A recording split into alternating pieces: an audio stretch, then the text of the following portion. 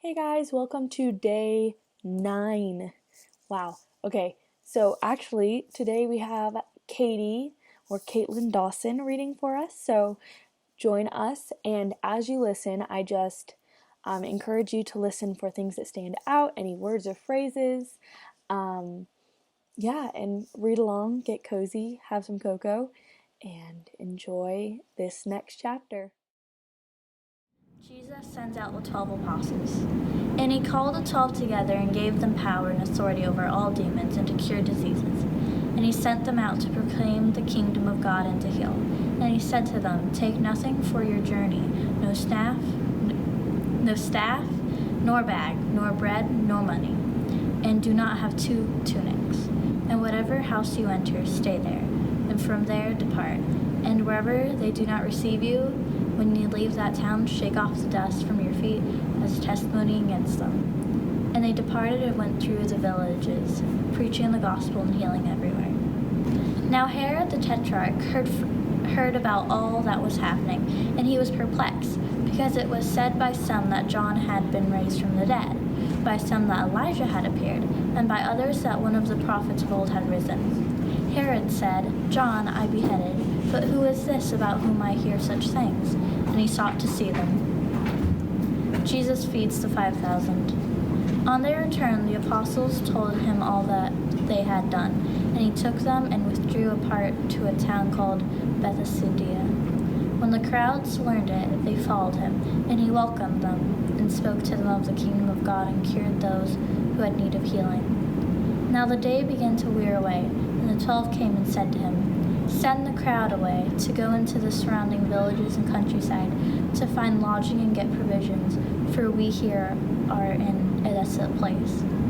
And he said to them, "You give them something to eat." And they said, "We have no more than 5 loaves and 2 fishes, unless we are to go and buy food for all these people."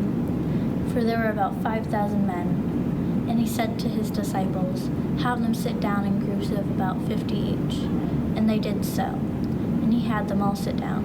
And taking the 5 loaves and the 2 fish, he looked up to heaven and said a blessing over them. Then he broke the loaves and gave them to the disciples to set before the crowd. And they all ate well and were satisfied. And what was left over was picked up, 12 baskets of broken pieces. Peter confesses Jesus as the Christ.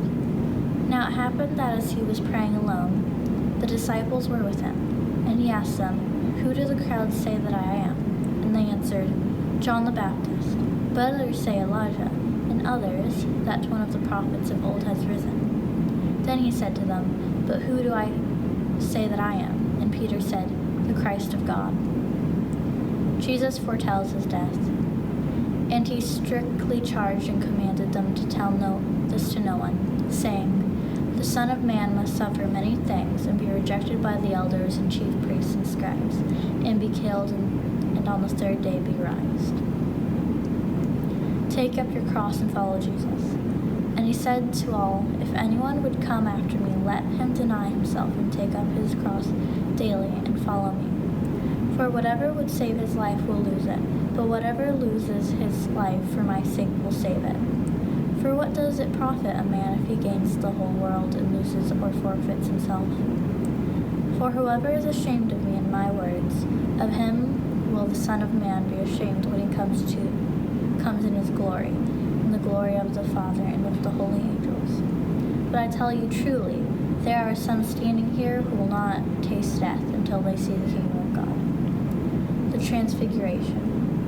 Now about 8 days after these sayings, he took with him Peter and John and James, and went up on the mountain to pray.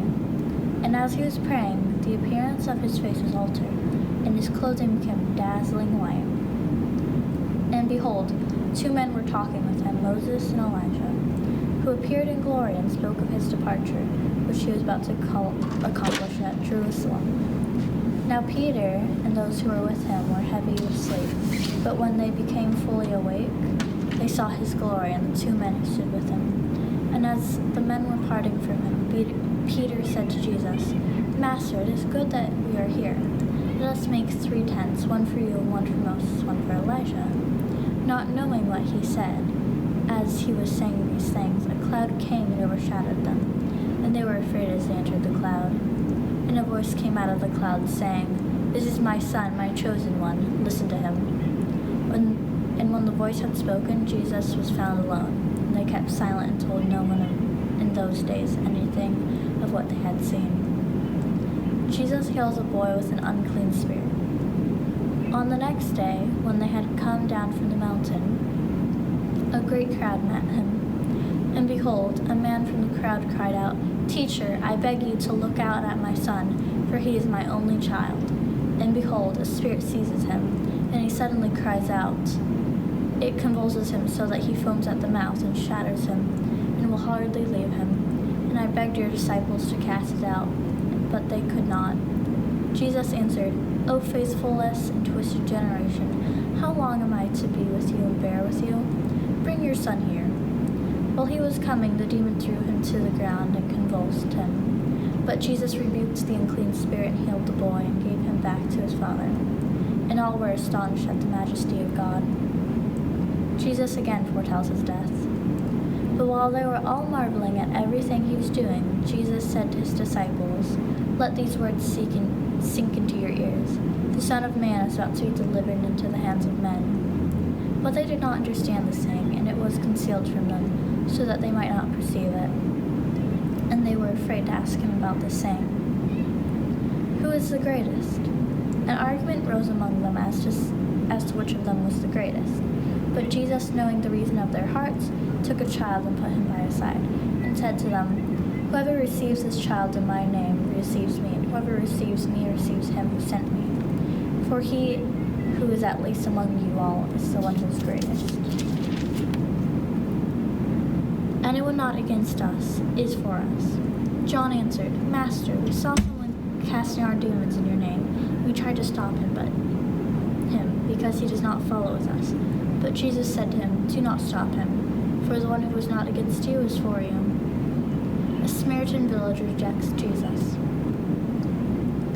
When the days drew near for him to be taken up, he set his face to go to Jerusalem. And he sent messengers ahead of him, who went and entered a village of the Samaritans to make preparations for him. But the people did not receive him, because his face was set towards Jerusalem.